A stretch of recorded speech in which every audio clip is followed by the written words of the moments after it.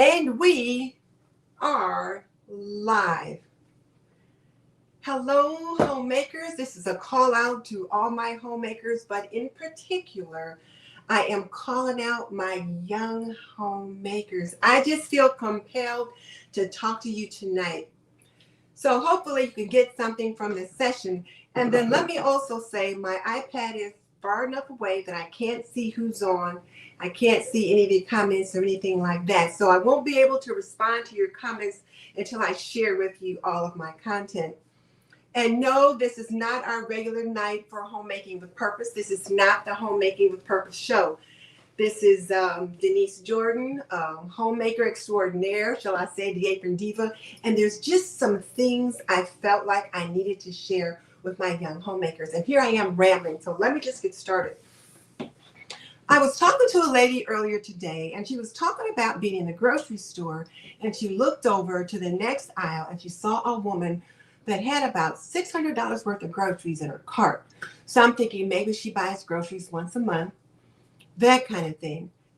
But she said the kinds of things the woman had in her cart was a lot of processed and fast food kind of things. And I got to thinking about so many of my young homemakers. Oh, I left my notes right here on the table. Sorry. Left my notes where I couldn't reach them. But I got to thinking that so many of my young homemakers do rely on a lot of prepared and processed foods because many of them have not learned how to cook. So one of the things that I wanted to do was share with you some food items that I think is important for you to have in your home. When we think about the way food prices are rising, inflation is up over 7% on the food bill. So that means your dollar is bringing home less groceries. So whereas you might have brought home 4 bags of groceries with the same amount of money, now you might be bringing home 2.5 bags of groceries, or maybe 3.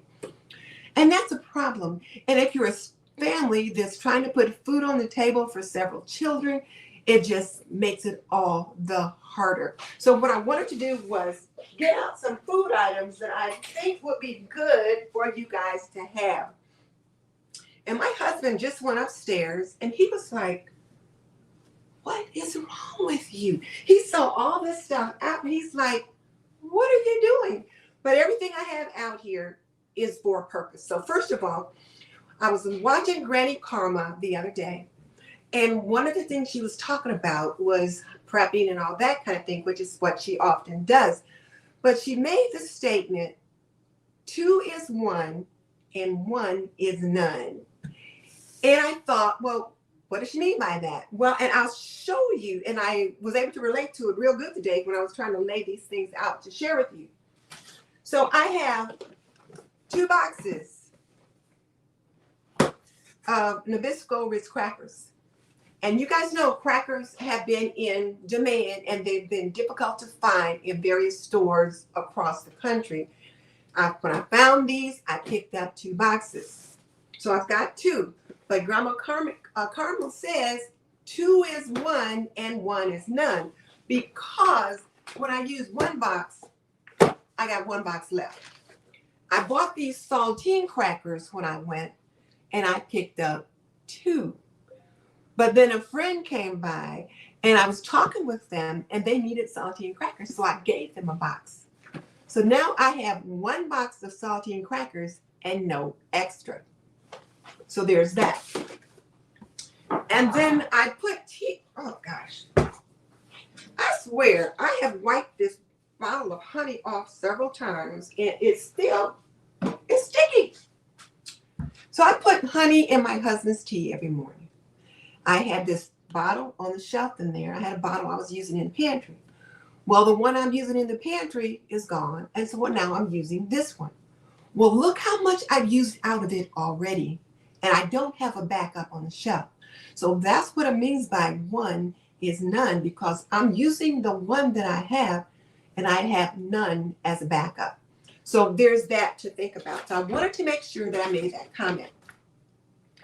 Now, the other thing I want you guys to think about is that, well, I'll get to that piece later. So other things you need to have to help fight against inflation, you have to be able to make some of your own foods. So like, what do I mean by that? For example, this can of beef stew was probably about $5. It says it feeds 4.5 people for 1 cup servings. Well, depending upon how large your family member is, how hearty their appetite is, 1 cup may not be enough. So one of the things you can consider doing is making your own beef stew. With that 4 or 5, well, a pack of beef for stew meat is probably going to cost you $7 or $8. But you can make a pot of beef stew large enough that can feed 8 or 10 people. Now, granted, it's going to be lots of vegetables. You're going to have the meat cut up in small bite-sized pieces, but it will serve more people. So a way to inflation-proof your budget, to kind of hold the line, young moms, against inflation, is to learn to make your own foods, such as stews and soups and casseroles and things like that. So I wanted to show that. So you always want to make sure you have in your pantry and your fridge something that you can make a meal with. Now, what do I mean by make a meal? Well, for example, you can make some kind of a pasta dish. You can make spaghetti and meatballs with a pound of ground beef, or you can make vegetarian spaghetti, that kind of thing. But you can buy a jar of spaghetti sauce or pasta sauce, whatever brand you like, is pretty reasonably priced, and make your own pasta dish. So instead of buying cans of pasta, you can make your own dish. Now, what else will you probably need? Well, you'll need that pasta sauce. You'll need some onions, so make sure you always have a bag of onions close by, because you can make a meal with onions. You want to make sure you've got some potatoes, because you can make a lot of meals with potatoes. You can make potato soup, you can make mashed potatoes, fried potatoes, French fries, all those kind of things. Instead of going to for takeout or going to McDonald's and getting fries there, you can make your own French fries at home, which is what we did when we were kids. Of course, it was a luxury to go to McDonald's and buy a carton of French fries.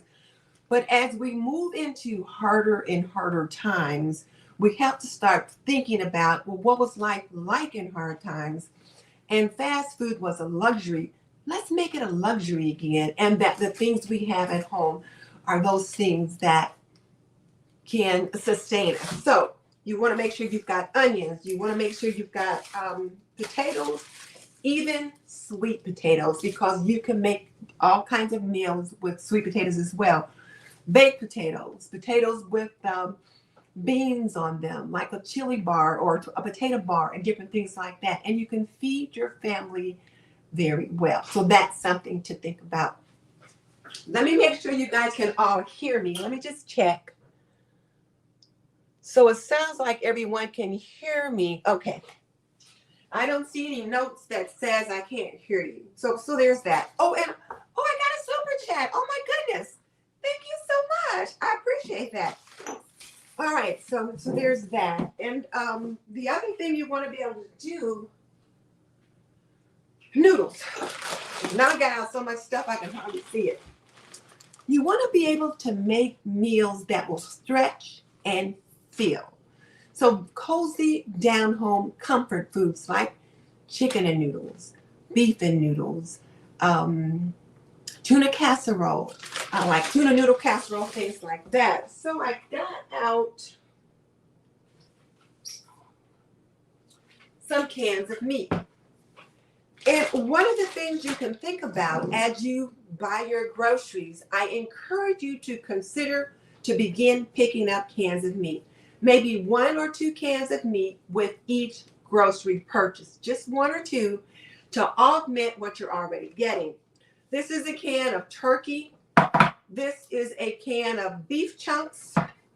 This is a can of boneless chicken. You can also get cooked ground beef in these same cans. And then this is a can of tuna. What can you do with this? Well, with these noodles, a can of cream of mushroom soup or cream of chicken soup or some such. You can make your own sausage. You got tuna noodle casserole, chicken noodle casserole, beef noodle casserole, things like that. And it goes a long way. So young mothers, you've got to learn how to make these dishes, because if times get as hard as they are predicting, we're going to need to be able to do that. So that's why I say I'm calling out all homemakers, but in particular, I'm trying to talk to those young homemakers so that they can be prepared if times get as hard as people say they might be. So there's that to think about. So now let me just set this behind me.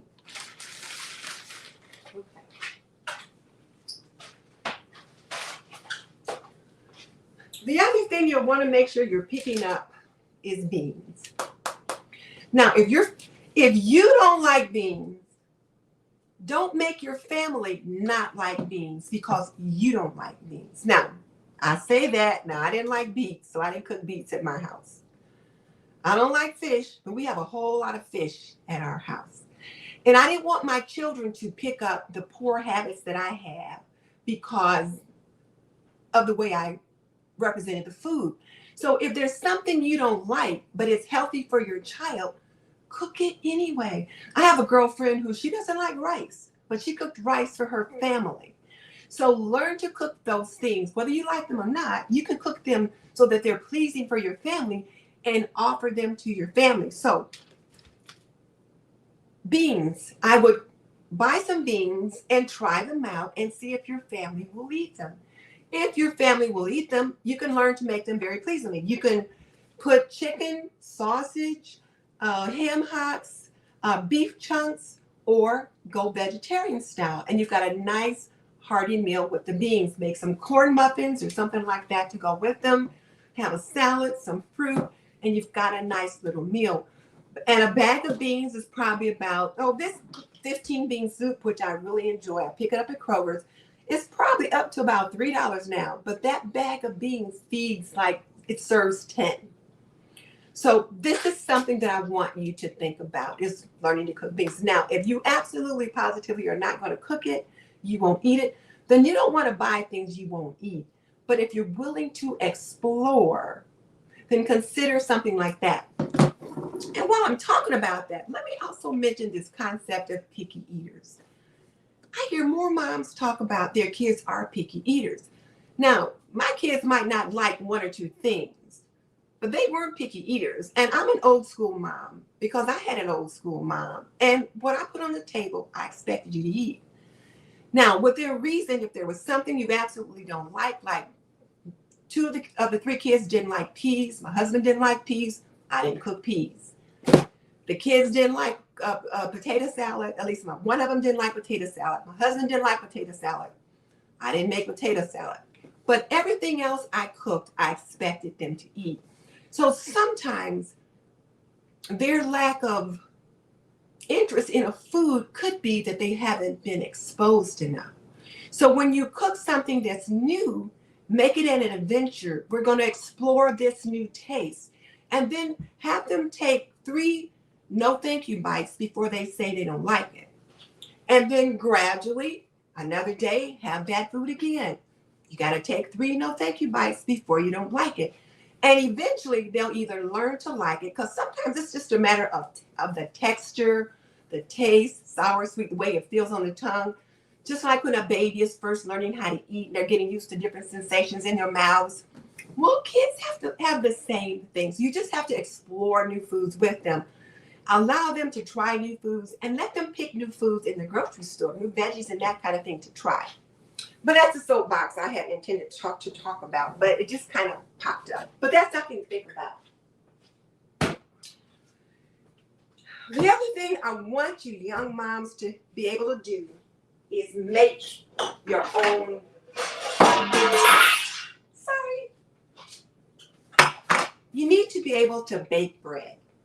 I was talking to my nephew's housemate, and I was talking to her about prepping some things. And I said, well, do you have flour? Do you have baking powder? Do you have baking soda? She didn't have any of that stuff. She didn't bake. Young moms, seasoned moms, homemakers, You got to learn to bake bread, because if things get as tough as they suggest, you might need to make your own bread. So buy flour, salt, sugar, those kinds of things, so that you can make your own pancake mix. You can make your own breads. And then you need to have the proper utensils to do it in. So buy a loaf pan. You can make a meatloaf in this loaf pan as well as bread. And then you can slice that meatloaf up and you can serve several people with that. So you need to have some loaf pans so you can bake bread. You need to have some muffin tins, because if times are hard, you might have to make your own cupcakes at home for the birthday celebrations.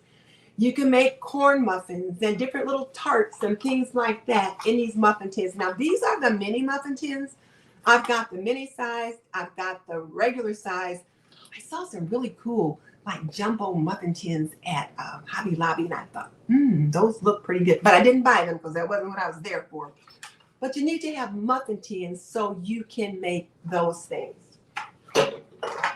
You also need to have some just plain old cake pans. Now, what can you make in this pan? You can make a little round 8-inch cake. You can open a can of biscuits and you can make biscuits in this pan. And that's another thing. You need to be able to make your own biscuits. So if you've got flour, sugar, salt, baking powder, baking soda, those kinds of things, you can make those things at home yourself. And it just kind of helps you to save money on your food bill. So you're fighting the fight against inflation. So those are some things I want you to be able to do too. So there's that.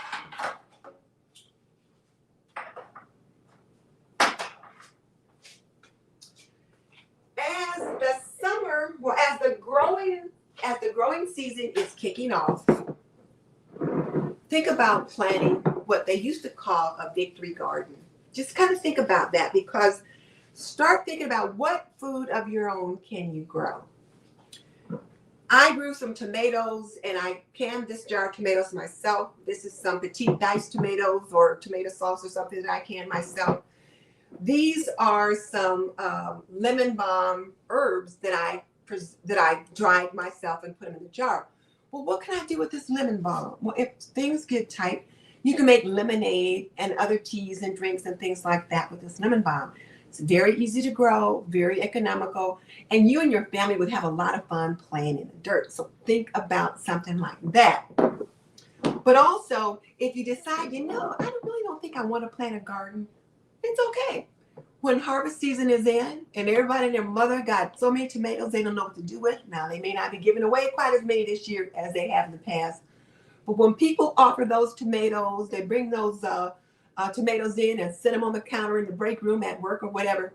You take those tomatoes home and you can either freeze them, and there's a way to do it. We're not going to talk about that right now, but there is a way to freeze the tomatoes so that you can use them and make your own sauces or use them in your own foods and things like that.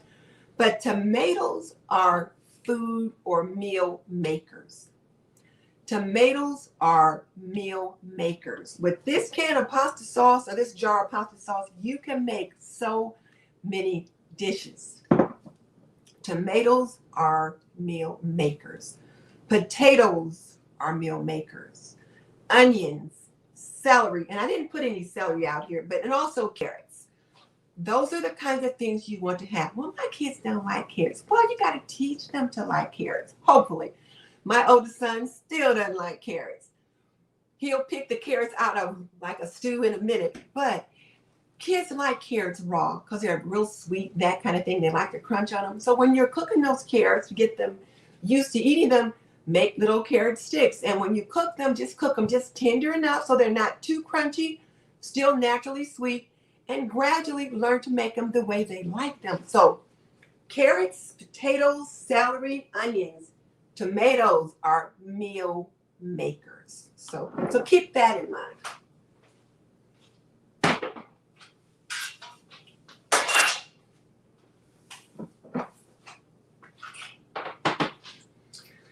And the other thing that I was thinking about when my friend was talking about the lady's grocery cart, and she had a lot of processed foods and that kind of thing in there.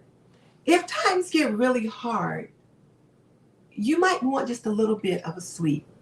So I think it's okay to pick up jams and jellies and things like that. I've probably got about 3 or 4 jars of strawberry jam. I like Smucker's. That's the brand I like, so I picked that up.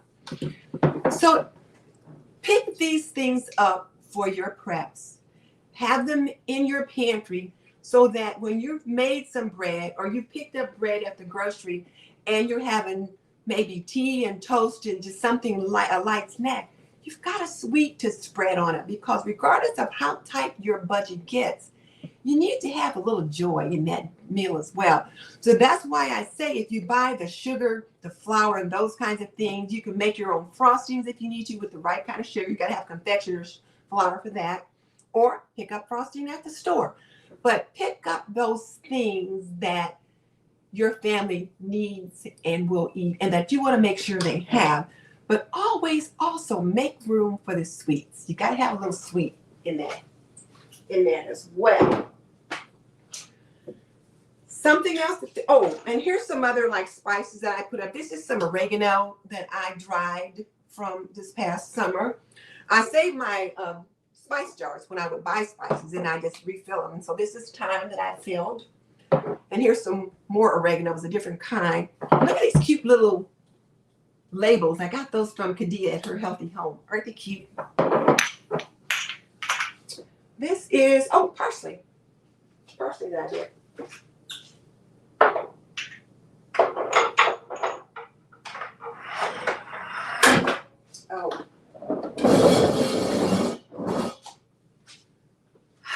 Cookies. I picked up these cookies today for the hubby. He got into them before I even knew he had seen them, and he ate 2 or 3 of them. But you want to be able to make cookies for your family. So when you're buying your preps or buying your groceries, start picking up chocolate chips and caramel chips or whatever kind of goodies that your family likes. I like to put dried cranberries in muffins. I like to use walnuts in muffins and cookies and oatmeal and things like that. So you want to be sure that you're picking up these kinds of things. And then they're also good for making those bakery treats, because if times get hard and you got to make them yourself, you want to have the things you need so that they are pleasing, because you really don't want a privation diet. I was looking at the news tonight, and they were showing the people in Russia trying to find sugar at the grocery store. And there's none. You know, the country's been pretty much shut down. And it just made me think, okay, I just got to talk to my young homemakers about just some things that I want you to think about and bring in so that if times get hard, you're prepared. If they don't get hard, it's all good, because you're only getting those things that you will use. So think about that. But so have some things that you can kind of use up some foods with. Now, one of the lessons that I just learned recently from watching the news is about that a significant amount of oil is produced in Ukraine. So oil prices, now when I say oil, I meant like this kind of oil. So you might want to pick up an extra bottle of cooking oil the next time you go to the grocery. Just have some set aside. So I've got this can of olive oil, and it's probably only about this much left in it now. My husband likes to use peanut oil sometimes when he's frying his fish because of the heat content. And then I like the Crisco pure canola oil, or sometimes vegetable oil. But regardless, pick up some oils so that you have them. What are we going to use the oils for? Frying foods, sauteing things. You need oils in dishes like cornbread and different things like that. So think about picking up some oils and having those not only on your prep shelf, but also in your everyday pantry.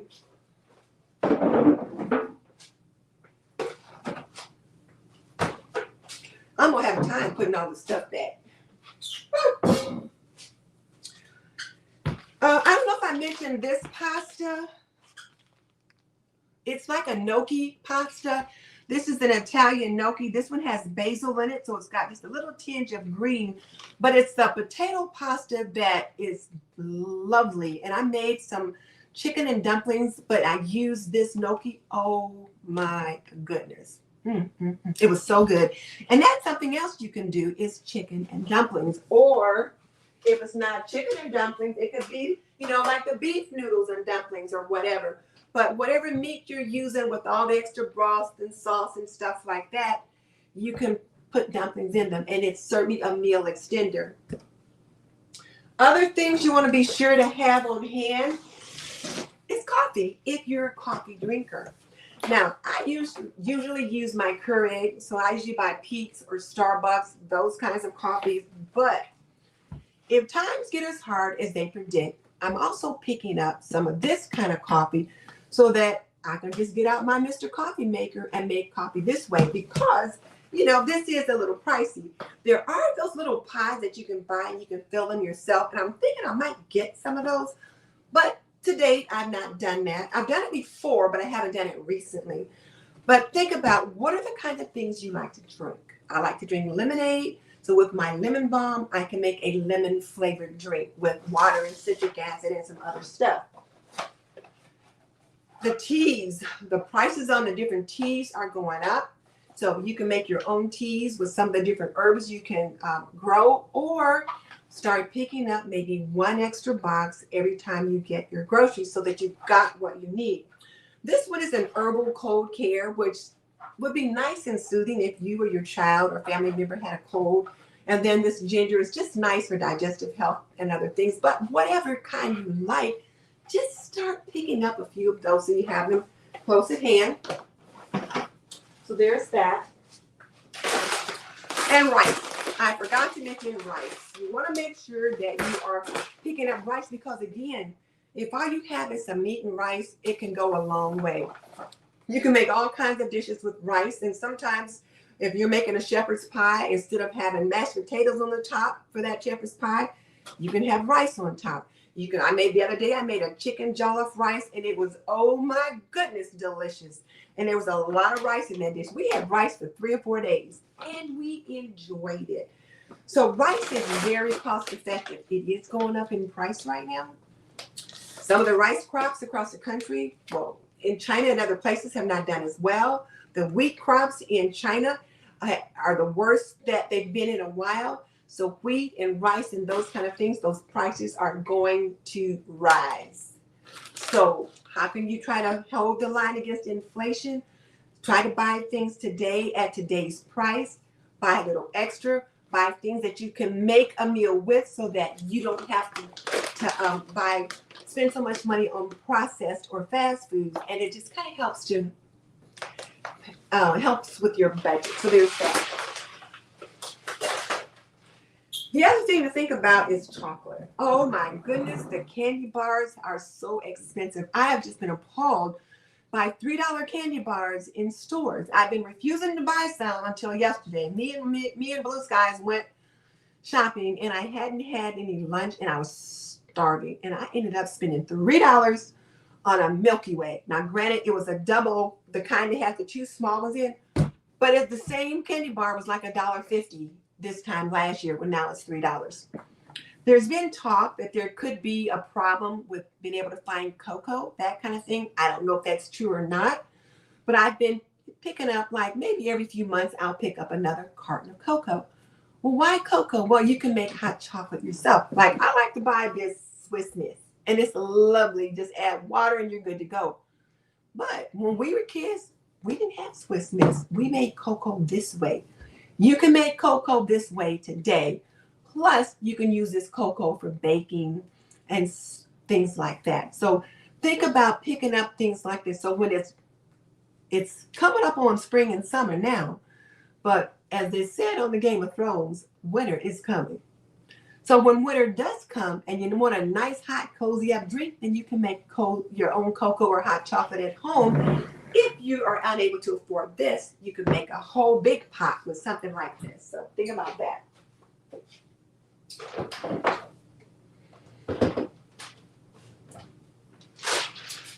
Cereals, especially for you young moms out there with young families, and even us mature adults. I mean, we like cereal too. We like the Honey Nut Cheerios. I like the Raisin Bran Crunch.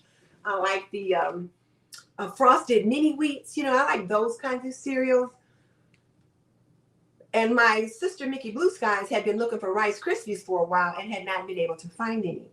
So you want to start picking up your extra boxes of cereals and putting those aside now to try to preserve against the inflation that's going to continue. You buy a box of Captain Crunch now at $5, that same box may be $6 later. So just think about what can you buy now extra that can help you, that you're going to need later, but only get what you normally would use.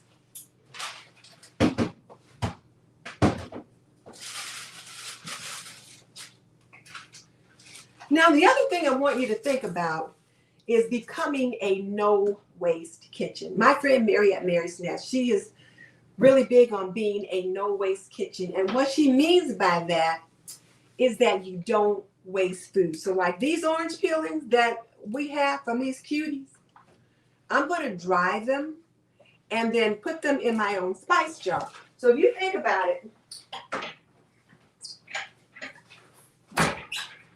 you buy a jar about this size of orange peel. It's going to cost you about $5 or $6. We would normally just throw this away. So I can dry these orange peels myself and then grind them up. And I started some, I'll show you.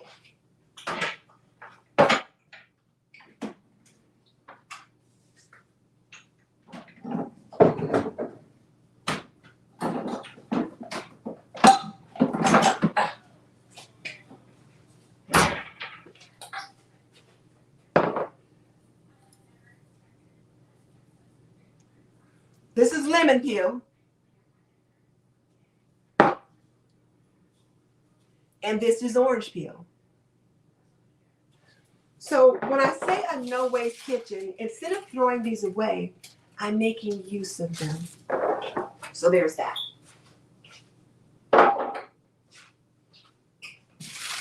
And until Mary and I became friends, I never would have thought about that. So there's that. So I've showed those things. Oh, I did bring out some snacks. Well, these are the cookies that I already showed you. Now, these Tostito chips, I'm not about to try to make any Tostito chips, but the reason why they're here is this. Before people started buying Tostitos and taco chips and those kind of things, or Cypress potato chips and Lay's and all those at the store, people made potato chips at home. So I think it would behoove us to learn how to do some of those things, how to make some of those treats. You can just put them back there. You can just put them back there. How to make some of those treats so that we can, again, just save a little money. And my friend Mary, she says she makes food like the original pioneers might have done it. And they made a lot of their things from scratch. So she's got a video on her channel where she shows how to make crackers. And I'm going to make those crackers because when I couldn't find any in the store, I kept thinking, okay, I'm going to make me some crackers. I'm probably not going to make any chips. It is not chocolate chips. But you can buy the different corn flours and masa flours and things like that and probably make some of these chips and things like that yourself at home if you learn how to do it right now. That's stretching it a bit, but I bet you Mary can show you how to do it. The other thing is, look, I got this. Now, Kroger sells this bread, and this is the Cheesecake Factory famous brown bread. You know, you go to the Cheesecake Factory, they bring you that brown bread, and it just goes on the table, and it's so delicious. When you see little treats like this at the grocery store, pick it up and put it in your freezer because you can use it later. And if you've got bread that gets a little bit old, it's not molded, but it's a little drier still, put it in the freezer. Or one of the things that my mom used to do, make bread pudding. She would make bread pudding. We would have rice pudding.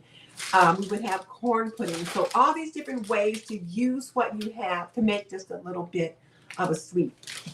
So there's that. And then, of course, you want to make sure you've got plenty of peanut butter on your shelf.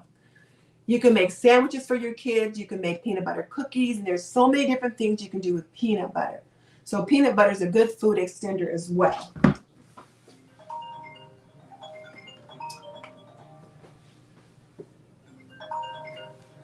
So I've got all of these things shown.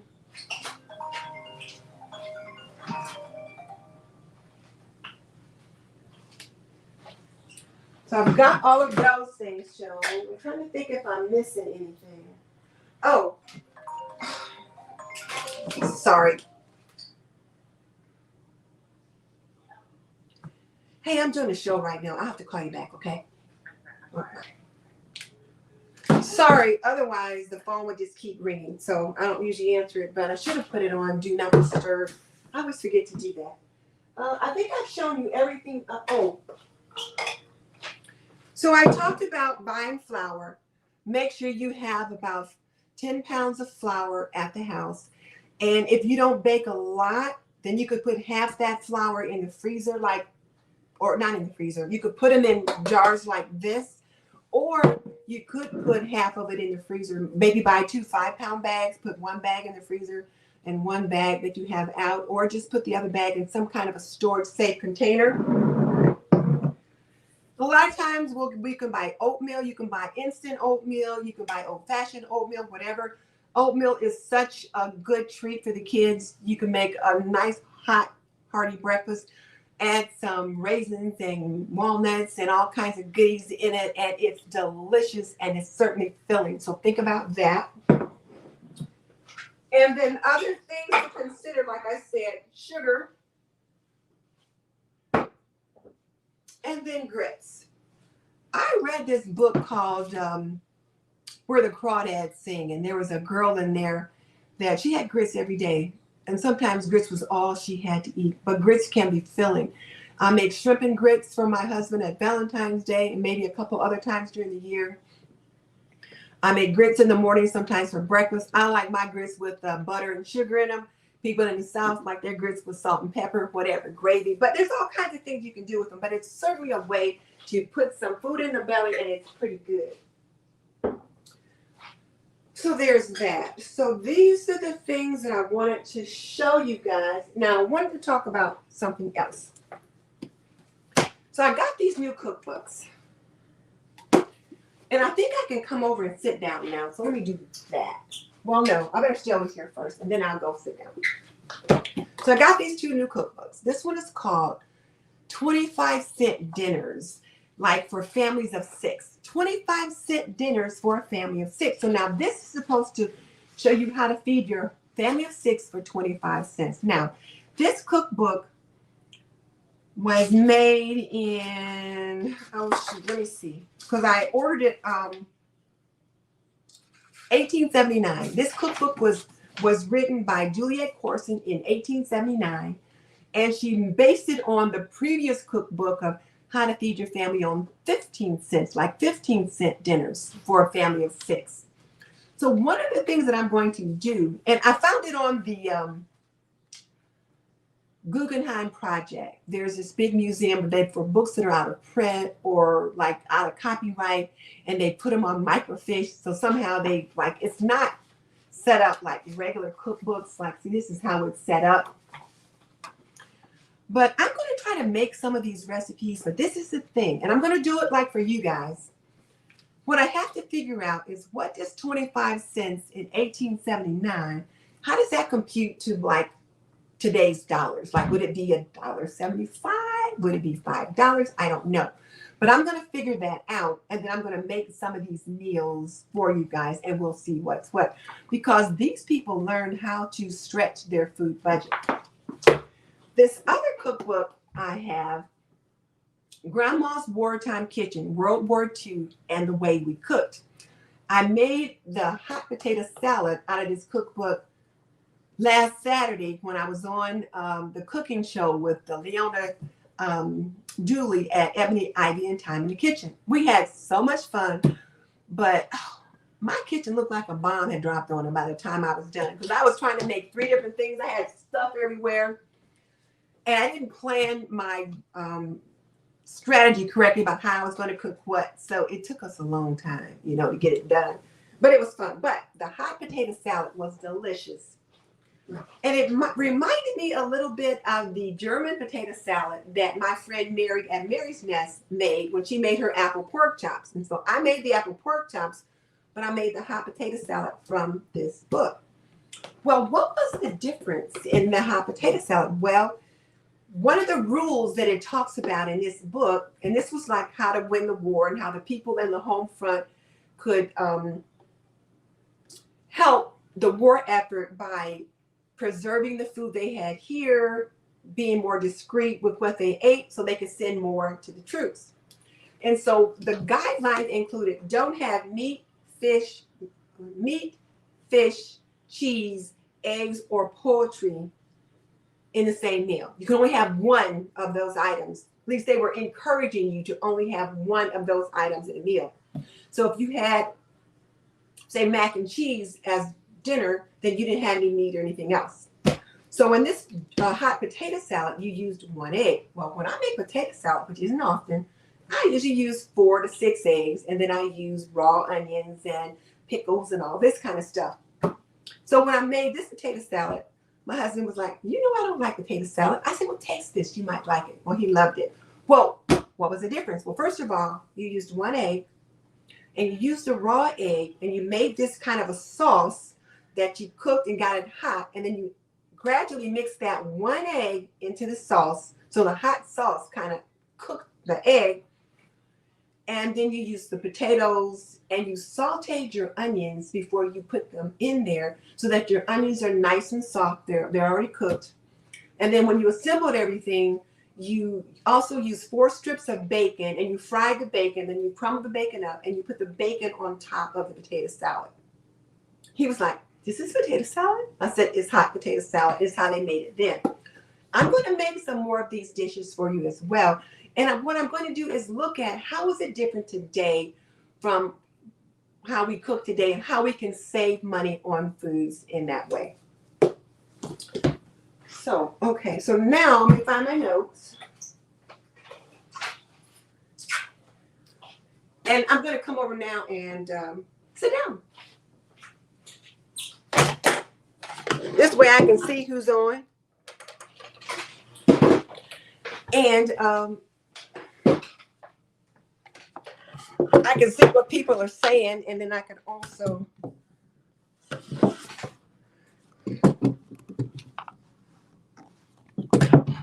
okay, let's see.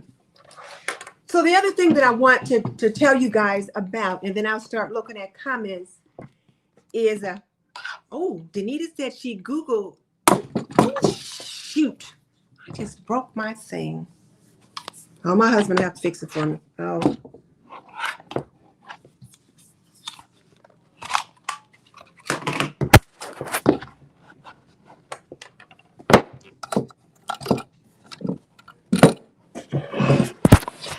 All right, let me get this set up.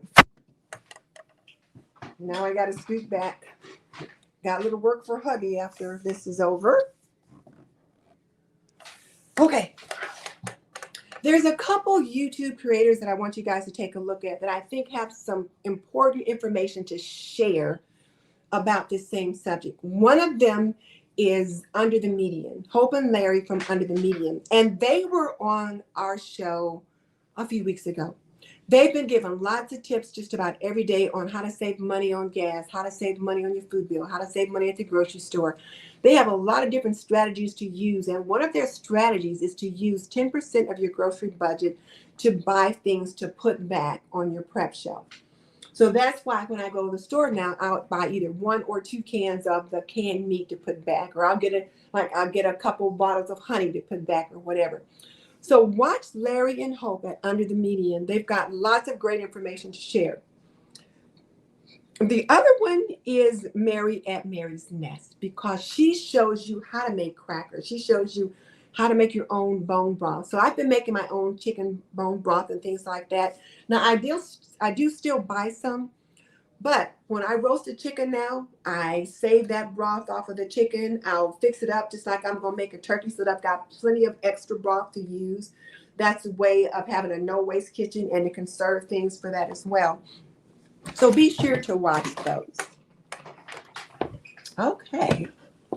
So now let's see who's here. See what you guys are saying. You guys are having lots of conversation. Hey, honey, could you do me a favor? Could you go to the office and bring down that little stand that's right there on my desk that I have my iPad sit on when I'm doing a show up there? Sure, love. Thank you. I appreciate it. All right. So hi, everybody. I'm just going to say hi, everybody, instead of trying to talk to each one of these comments. But hello, and thank you guys for joining me so much. I really appreciate it. So now Max is saying I gave her one of the box and she was able to find some, so she'll give me my other box back. You don't have to worry about that. When I go shopping the next time, crackers will be on my list. And that's something else I want to talk about, is that in one of their videos, Hope and Larry talked about filling in the gaps. What are some of the things that you are missing? So for you young moms that are out there, what are some of the things that you don't have on your shelf or that you don't know how to do?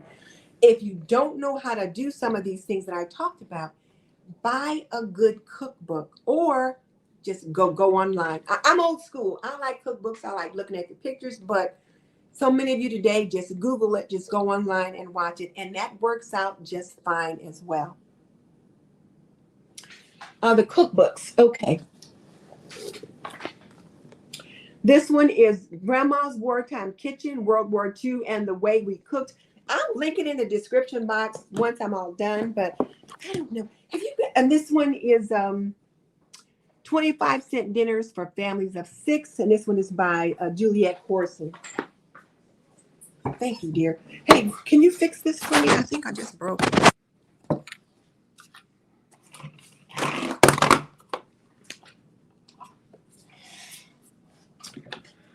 So there's that. Hey, Cheryl, it's so good to see you. Let's see. So Blue Sky says every time she buys potatoes, they go bad because she doesn't use them up quickly enough. That's one of the things that I'm really working hard against. And, oh, he fixed it. Oh, thank goodness. But this is what you do. You have to shop your shelves. Now, what does that mean? That means when I looked in my, today is Wednesday, so it's my plan day. So this will be the day that I would look at my refrigerator, look at my pantry, that kind of thing, shop my shelves, see what I've got, and plan my menu for either the rest of the week or for next week. One of the things that I noticed when I looked in my potato bin is this sweet potato is looking kind of old. That means I'm going to cook sweet potatoes tomorrow. I'm going to make something with this sweet potato tomorrow. I'm going to shop my shelf and I'm going to make a meal with it so that it doesn't go bad.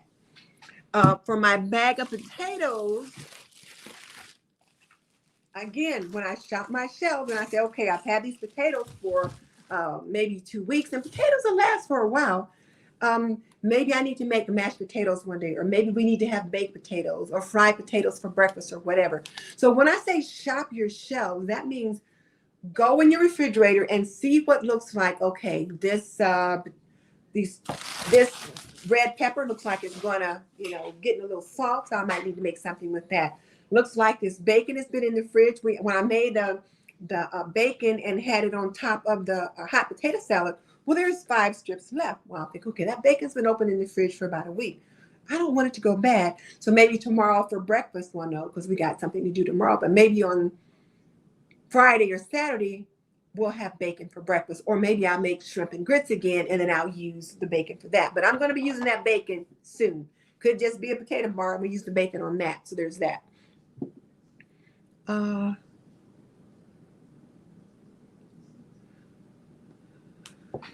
Yeah, one of the people that jumped on last week talked about the fact that a lot of the cooking oil is made in Ukraine. So that's why I showed you guys the different cooking oils that I had, and that you should start picking up cooking oil now. Now, I'm not saying run out and bombard the stores. That's not what I'm saying. What I'm saying is be proactive. I've got a couple extra bottles of cooking oil, so maybe I'll go out and just pick up one. If you only have one bottle of cooking oil in your home, then you have none. Because remember, Granny Karma says 2 is 1 and 1 is none. So that means you need to start picking up those. So and that's part of your gap list. So start making a list of where do you need to fill in the gaps? What are the things that you need to pick up? And just start doing that. Now, am I encouraging you to hoard? I am not. Am I encouraging you to go out and panic buy? I am not. What I'm asking you to do is to be proactive and think, what does my family need? What do I need to be able to do to ensure that my family has what they need when they need it? And what kind of skills do I need to learn to be able to take care of that? Now, when I was watching one of Angel's at Habits of a Homemaker, one of her videos, she was talking about fake it till you bake it. She said, if you don't know how to bake, then get around someone that does. You know, get in the kitchen with your grandma, your aunt. Maybe you've got a girlfriend that can cook. Or there's lots of people on YouTube that will teach you how to do different things. And I'm going to be one of those people to start doing some of that stuff. But learn how to do some of those things. Okay. Oh, and here's something else. Sue was saying sometimes she'll just buy individual potatoes instead of a whole bag, but it costs more that way, and it does. So what you could consider doing is cooking some of the potatoes up. I'm sure there is a way to freeze potatoes. Let's just take a quick Google look and see what it says. I'm sure there's a way to freeze potatoes so that you can take advantage of those kind of things. So how to freeze potatoes.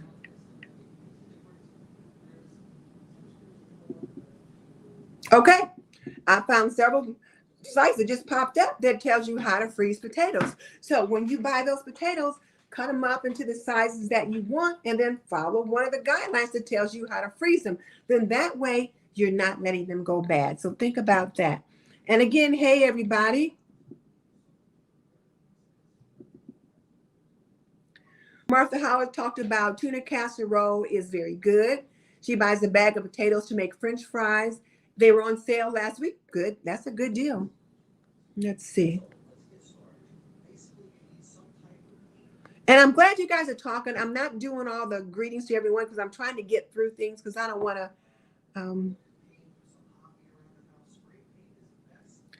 So Cheryl said her mom used to make beans and cake. If you didn't eat the beans, then you didn't get any cake. Yeah, that was the way it was in my house too.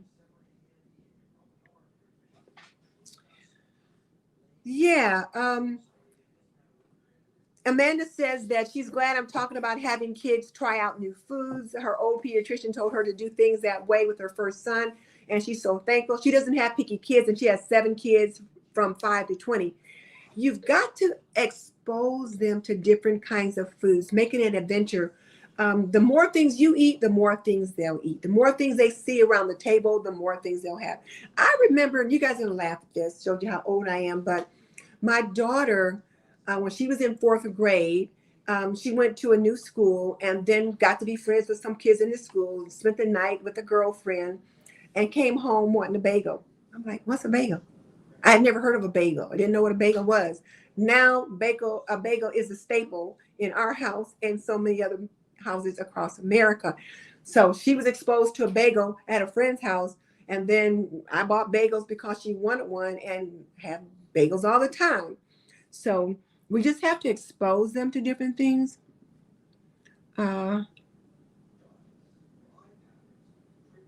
Kevin says he's baked yeast rolls, can be fun and rewarding. Yes, baking is lots of fun. Oh, and you guys are talking about the show tomorrow. I'm not having the show tomorrow. I've got my husband's having surgery tomorrow, so I got to be available for him and all that. So I'm not doing the show tomorrow. This is not our regular show, but have you ever just felt that you just had to get a message out? It's like God kept saying, do this, and I want you to do it tonight. So here I am, because I hadn't, this wasn't meant to be.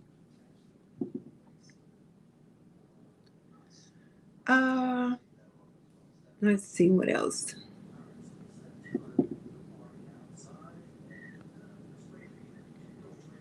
Oh yeah, please. I appreciate the thumbs up. Need all those. Don't forget the thumbs up button. So Kashara said they've always grown a lot of food in the summer there, and then she canned or froze them. But this year they'll be putting in a bigger garden. Blessed to have acres to plant a variety of foods. I'm going to put in a garden. It's not going to be bigger because the thing is I can only manage so much, but I'm going to try to be more strategic about what I do.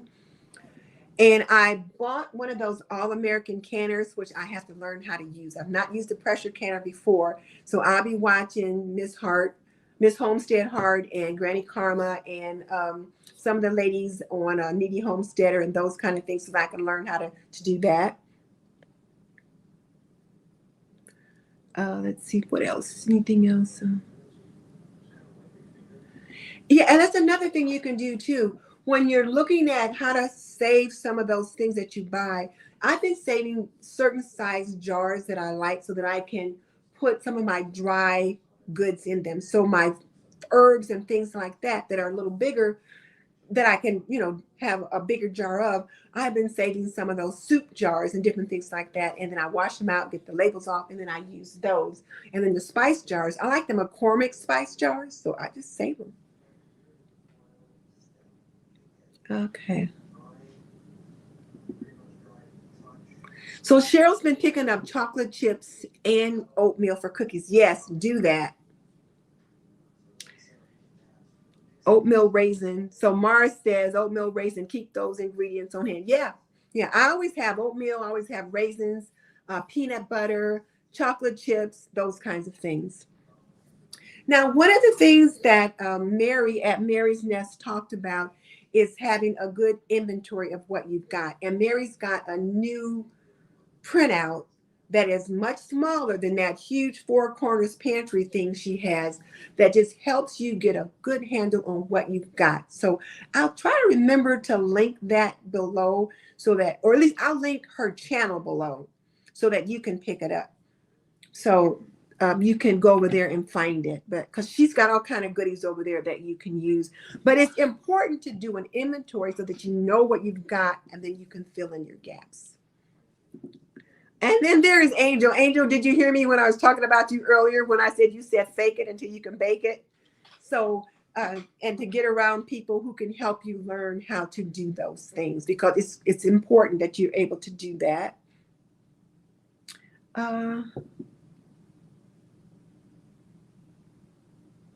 Yeah, and homemade salad dressings too. You can learn to make those things yourself as well. Now, when we're having shrimp or something like that, I'll whip up a real quick batch of seafood sauce or something like that. My husband will make tartar sauce. Angel said she's been stocking up since the pandemic started and always picks up an extra everything whenever she goes to the store. Ronnie picked up some cooking oil last week. Good, good, good.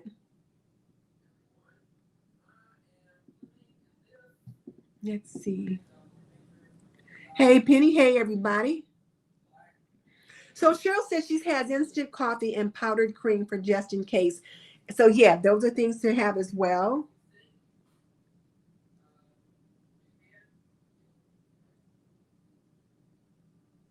Let's see.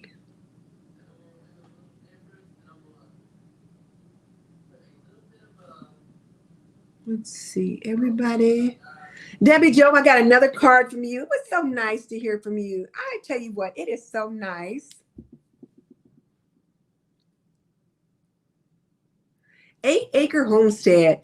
She's been stocking up on all of them, organized everything today, make my own hot chocolate. I got to organize my freezer. I have got so many little tomatoes and things in there. I've got to get everything out and do my inventory. And Deb Whitmore reminded me that we also need to think about, she's got vitamin M, meaning M&Ms. I was thinking about vitamins and things like that you use for your family. Pick up some of those, but she's talking about M&Ms. That is too funny. Okay. And I feel like things were just a little scattered tonight. And I do apologize for that. I just had so much that it just felt like it was just pushing and pushing to come out.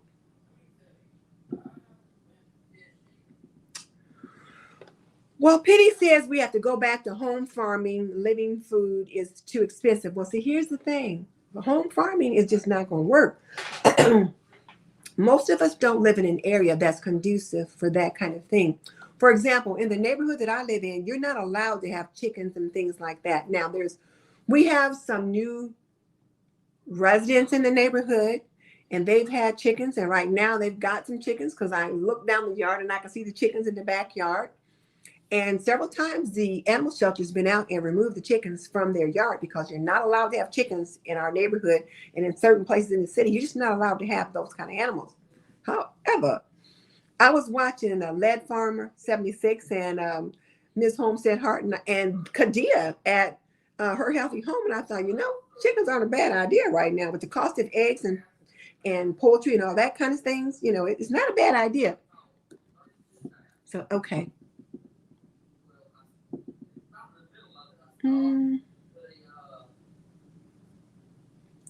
Let's see.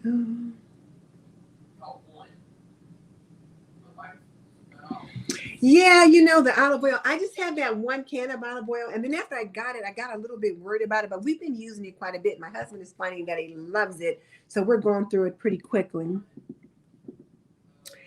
And then, yes, Nicole Marie, you are right. Skip the sugary cereal, and you can make your own with granola and just add milk. My youngest son loves that.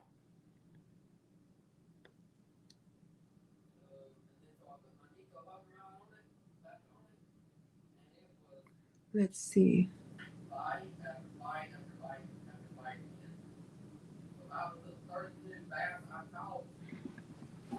Now, here's something else that Blue Skies pointed out, and I think it's a good thought to have too.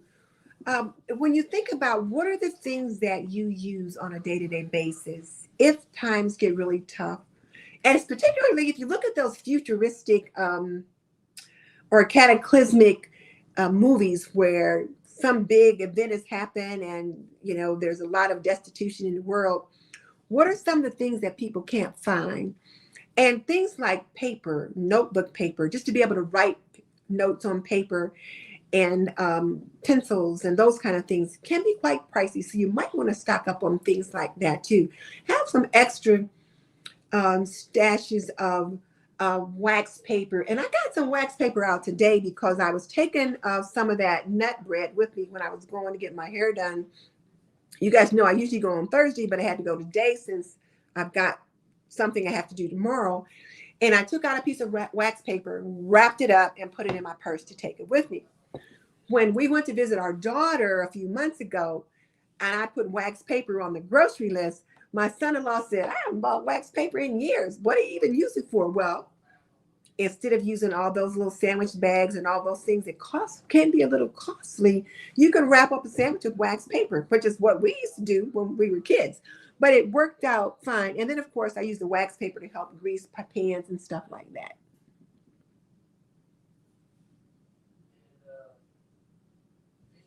Yep, our mom did used to make potato chips. I forgot about that. Yeah, mom used to make our own potato chips.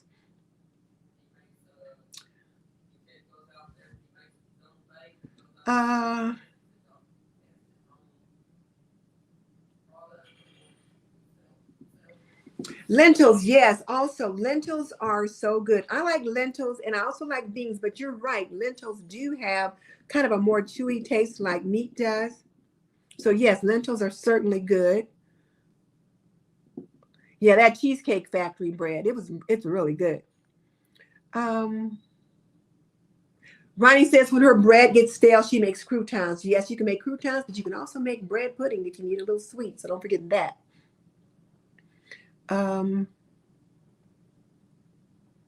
Junior Scott grows black beans and navy beans. He lives in zone 5. Oh, that's pretty cool.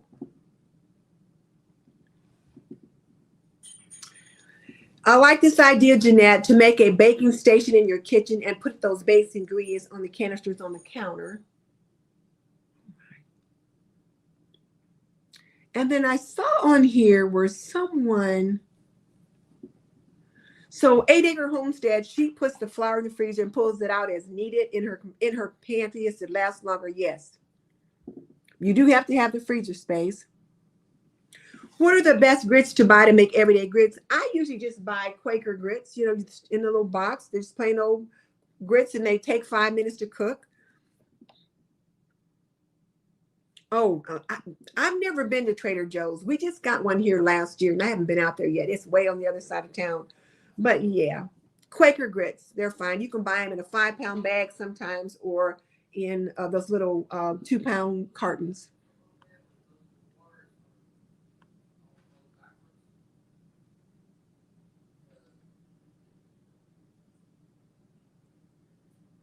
Yeah, you can have fried eggs or scrambled eggs along with grits, that kind of thing. Buy those mason jars as big as you can, and you can put all kinds of things in them.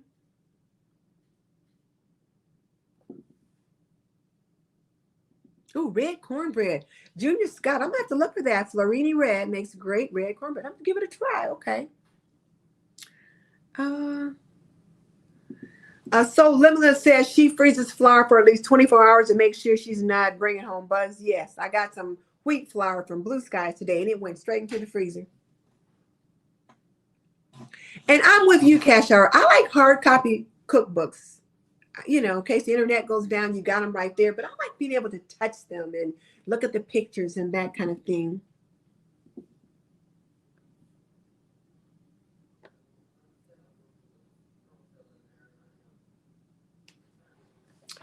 Yeah, you do need to make sure you have extra oils and salts because they help to season the food and they also help with digestion. So there's that.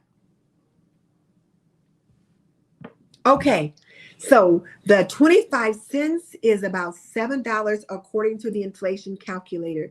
Okay, thank you. So what I'm going to do, I'm going to like look at this book and I'm going to pick out one of these recipes or something similar and figure out how I can make one of these meals like to feed a family of 6 with that money. And I'm thinking $7. We'd have to see, like if I was going to make chili, for example, with $7, a pack of ground beef is $6. So now you got to get the other things. So we'll see. It'll be fun trying it out. Debbie Jo, I made the hot potato salad when I was on Leona's show last Saturday on her cooking show. And she's already got it uploaded because we did it live. I'm probably going to make it again when I do some of these recipes over here. I tried to record that show, but I ended up not being able to because I made such a mess all over the house. So it was like, no, I didn't. We had so much fun, though. It was just fun.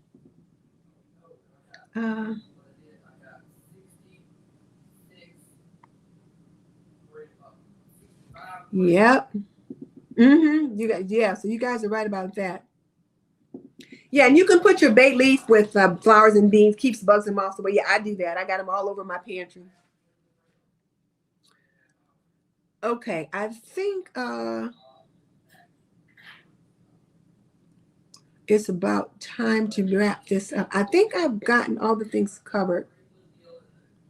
Oh, Queen Jackson, thank you so much for jumping in. I appreciate that.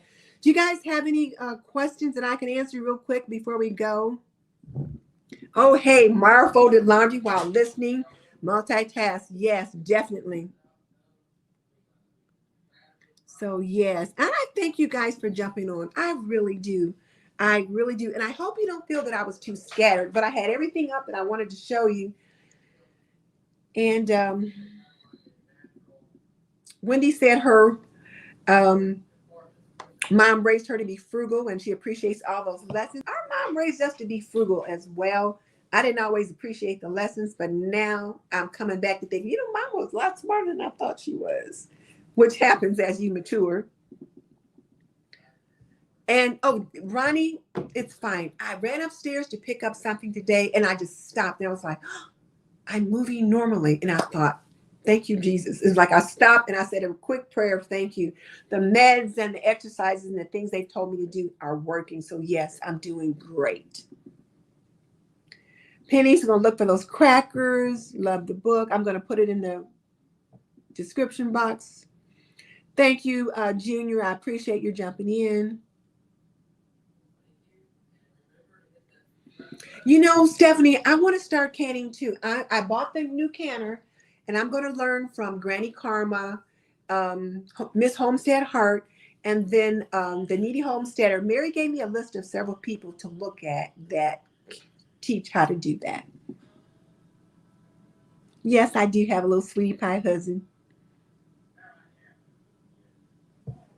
Oh, there's some bulk, big size, and clearance racks with lots of rice. Okay, we'll be looking into that. Yes, Angel, you do need to have those cookbooks. I like to have the hard copies of the cookbooks. Yeah, he's being really helpful. He's always helpful when he knows I got stuff to do. He's even being quiet. You don't hear him very. He's in there watching TV, but you don't hear it much. Some new fishing show he's watching. Wow, 10-pound bags of cocoa.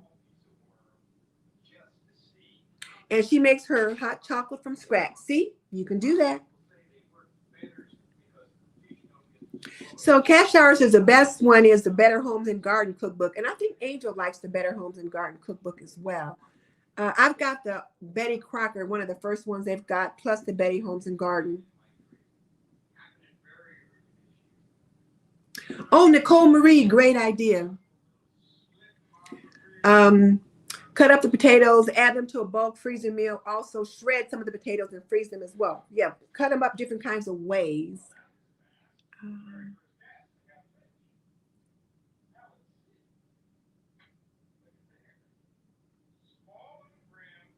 Oh, potato latkes. I like that idea.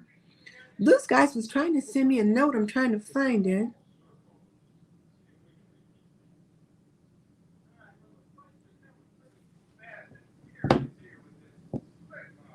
Get your kids to try new foods. It's nice they learn, and their taste buds do change. So some things that they struggle with textures when they're smaller. As their taste buds mature, they learn to accept more. So you just have to keep offering them food. I remember once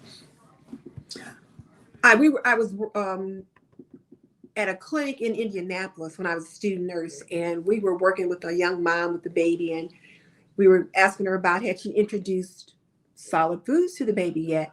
And back then, you just bought Gerber or something like that. You didn't really make your own baby food like people are into today. And she says, well, she won't eat it. She says, I don't have money to spend on food. And she keeps spitting it out.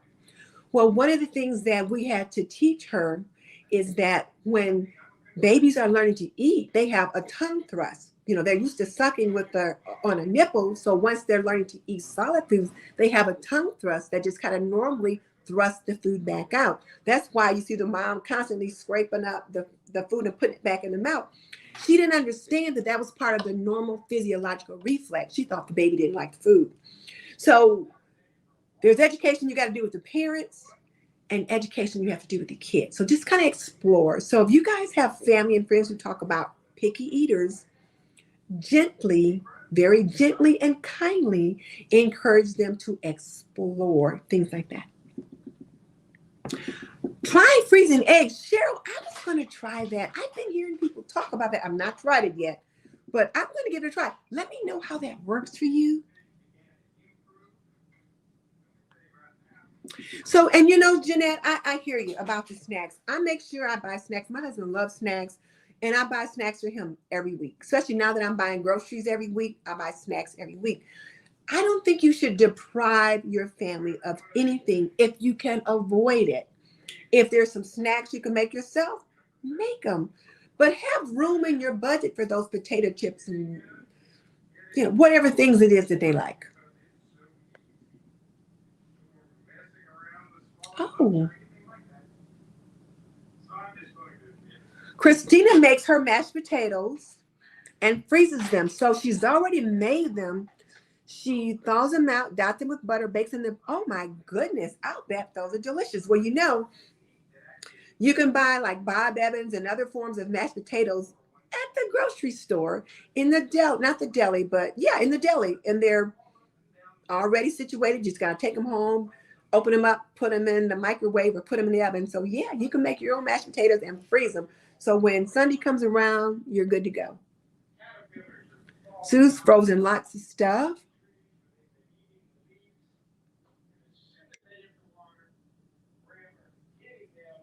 Okay.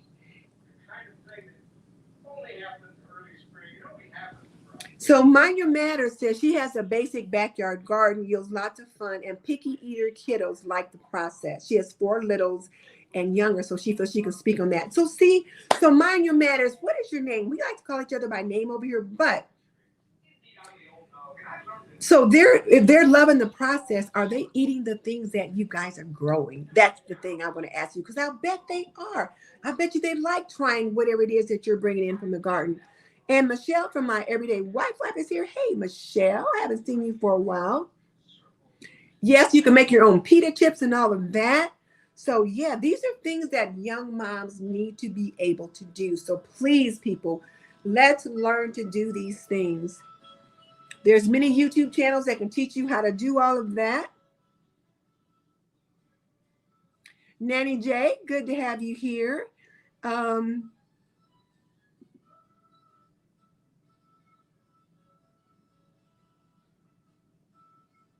Oh, you guys are talking about when I was all sad on them. You know, I was thinking after I got the video done, I thought maybe I should edit that part out because that might be a little raw. Then I thought, I'm just going to leave it in and see what happens. So I'm glad I did, because people said it's okay. And someone else left a comment that I have to respond to, though. But you guys are being everybody's being so engaging. I love the fact that you're sharing ideas with each other, getting tips from each other. And so, yeah. And Blue Sky sent me a note now I can't find it.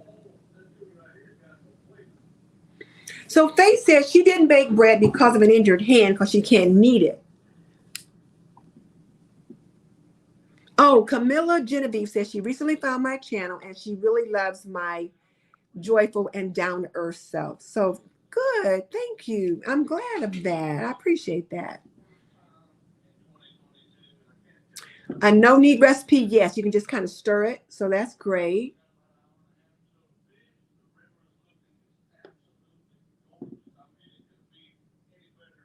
Okay, so cooking scraps, you can plant those yourself and that kind of thing. Oh, yes, and keep canned pumpkin, applesauce, those kind of things. And here's the other thing. When things come in season, you can pick up extra things at that time. So for those of you with those picky eater kids, when apples are in season, go to the apple orchard and they can pick apples. And then when you go home, you can make apple dumplings and apple pies and apple sauce and apple butter, and they'll enjoy that process. When peaches are in season or strawberries are in season, pick those extra things up. When you go to the grocery store, make it an adventure. Looking at the oranges and the yellows and the greens and the different kinds of foods and what are we going to try tonight? That kind of thing. Just explore.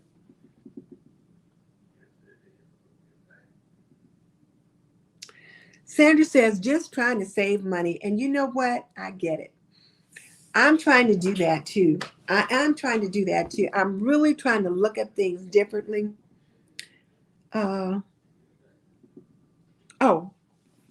Penny had a question. Where did I get the cheesecake bread? Oh, that was at Kroger. Yeah, Kroger. Kroger sells that bread from the Cheesecake Factory. Kroger sells it.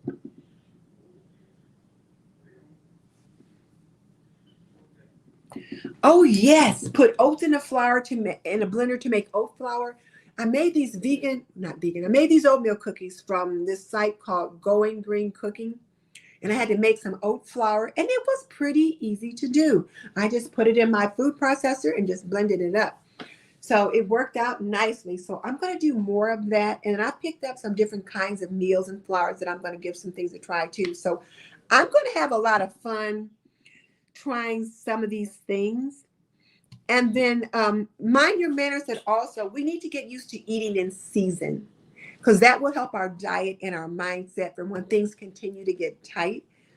So when things are in season, because like I was talking to Blue Skies today, Mind Your Manners again, what is your name? But she was going to make some zucchini bread. So she borrowed my mini loaf pans. I've got some mini loaf pans. They're like 6 little mini loaves on one sheet. And I was over there today and she showed me her zucchini. Her zucchini is like this big. It looks like a cucumber. Actually, it looks like a pickle. It's so small. She was like, look at this zucchini. I'm used to big zucchinis. I said, Mickey, it's not harvest time. I said, those zucchini got imported here from somewhere. They didn't grow here in Indiana. I said, you want regular size zucchini, you have to wait till August when harvest time is in. And then that's when you're going to see all these huge zucchinis because it's harvest time. That's an imported zucchini. Okay.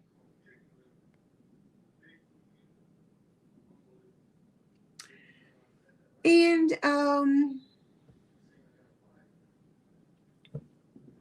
so Allie Oakley, and I just love that name. She says she used oat flour instead of all-purpose flour and made a banana bread from scratch and couldn't believe how good it came out. The best all-purpose substitute she's tried, so that's good.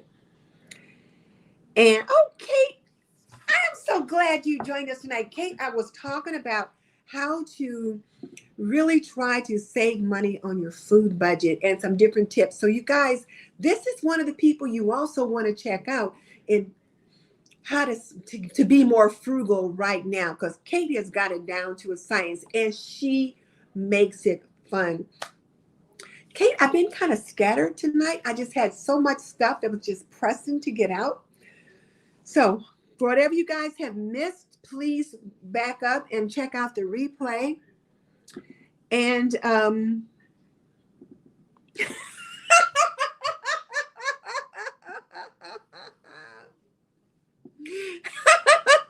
you guys know Blue Skies is going to get me when I get off the show tonight. She is going to get me for telling on her.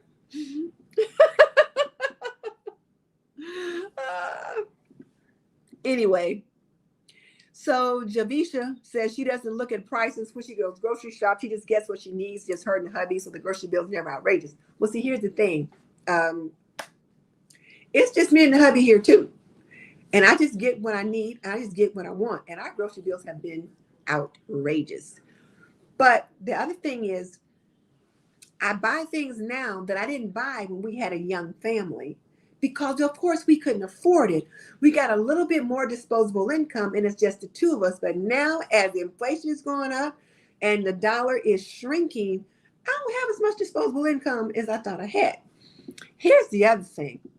I really took a look at what I was buying and I set some budgetary goals for this year. And I want to try to reduce my overall spending by 25%. I want to try to spend 25% less than what I spent in 2021. We'll see. And a lot of it I spent at the grocery store, and then some of it transferred to wasted food because I didn't shop my shelves soon enough and I let things spoil. So there's that to think about. Amanda Jane, nice to meet you. It's a nice to meet you, Amanda Jane. So yes, please come back. This has been a lot of fun. So cold frames will come back in style. Yes. How do I make potato chips? You know what? I don't know. My mom made potato chips. I didn't, but I will be finding out because my husband loves potato chips. I think all you do though is you slice the potatoes super, super thin and you kind of deep fry them and then you dry them and, pat them to drain the oil off. But I'll be making some one day. Oh, and let me share you guys another tip that I just learned, and then I'm going to sign off. I've been following Elena at the Organized Money, and she's amazing in helping you sort out some budgetary issues. She says that she only shops her Amazon cart on Friday. She might put stuff in her cart all week, but she doesn't purchase until Friday. And she said the reason why she does it that way is because sometimes she'll put things in her cart. And then when Friday comes and she gets ready to actually make the purchase, she's like, oh, I don't want that anymore. So sometimes if you just wait a day or two, you change your mind. So I thought, I'm going to adopt that. I'm not going to be like, I might buy something on Monday and buy something else on Wednesday. And then just like, you just kind of hitting that button and you're not keeping track of what you're doing. But when it's all in your cart on one day and you're making one purchase, you have a better idea of what you're getting. So I'm going to do that too. And, Luann, the air fryer. I got a big old Ninja Foodie grill over here that's got an air fryer. I'm going to try it. I'm going to try the potatoes on those. All right. And then Jeanette says, we eat so many flour-based foods. That's why they make those fancy canisters, so we can make our own, get the flour up and make some things with it. Wait, what? Aldi had no ground hamburger this week? Really? That's interesting to know. Has anybody else missed anything this week when they've been shopping that they just absolutely had none?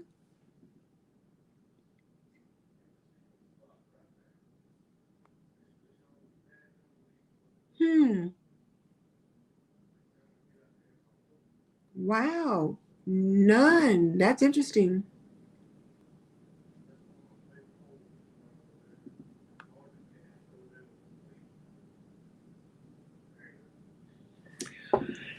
Okay, well,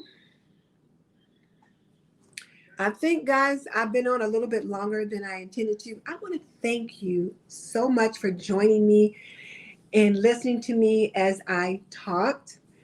And I feel like you guys have received it well. I don't feel like Cassandra tonight. I feel like people are hearing the message. And I just really wanted to speak to my homemakers out there, particularly my young ones, so they can start preparing for the possibility of hard times. If we prepare ahead, then we got a plan, and then it can work itself out. So I will see you guys next week. I will put up a video for you tomorrow. So when you come at 7:45 tomorrow night, you will find me, but you won't find me live. And I'll see you guys next week. Good night, and thank you so much for joining me.